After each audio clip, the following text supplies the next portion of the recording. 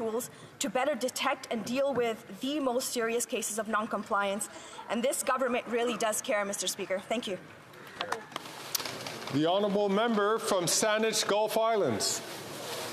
Thank you, Mr. Speaker. As we've gathered here for the last hour or so question period, and I keep wanting to engage in the debate and talk about the climate crisis, but all I can think about is that while we're sitting here in such safety and security, the children of Gaza are terrorized and terrified.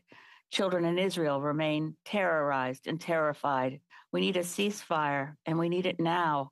And I want my government, I want the government of Canada that has always stood for peace, for solutions to conflicts that don't involve the bombing of civilians, which is a war crime in itself. Please, please, to my government, to any minister, stand up and say right now that Canada will call for a ceasefire on both sides now.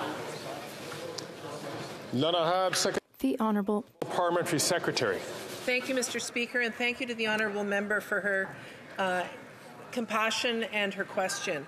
We've seen the horrific scenes of unspeakable violence of Hamas abhorrent terrorism, and we unequivocally condemn the attack. The price of justice cannot be the continued suffering of Palestinian civilians.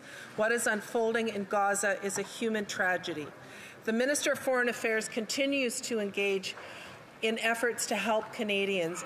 Mr. Speaker, we need humanitarian pauses. Canadians must be allowed to leave Gaza. More humanitarian aid needs to get in, and all hostages must be released. Thank you, Mr. Speaker.